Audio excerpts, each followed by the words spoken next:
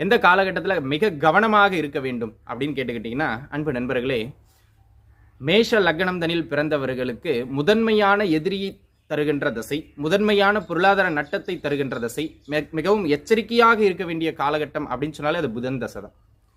மேஷ லக்னத்தில் பிறந்த ஒருவருக்கு புதனின் தசை நடக்கின்றது என்றாலே பொருளாதார ரீதியாக அகலக்கால் வைப்பது, தொழில் ரீதியாக அகலக்கால் வைப்பது, உறவுகளுக்கிடையே சிக்கலை ஏற்படுத்துவது, முன்பின் தெரியாத ஒன்றை காலை விட்டு மாட்டிக்கொள்வது அப்படின்னு புதன் தசை வந்தாலே மேஷ லக்னத்தில் பிறந்த ஒருவருக்கு கடனோ வழக்கோ நோயோ வராமல் இருக்காது. ஒருவேளை புதன் எங்கேயாவது இருந்து நன்மைகளை செய்கின்ற அமைப்புகள் இருந்தாலும் 40% தீமையை செய்தே தருவார்.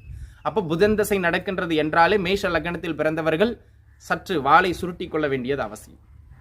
அதனை அடுத்ததாக செவ்வாய் திசை சில நிலைகளில் கொஞ்சம் துன்பங்களை வழங்குவதற்கான அமைப்பு உண்டு. அதுலேயும் குறிப்பாக புதன் திசையில் புதனின் புக்தி, புதன் திசையில்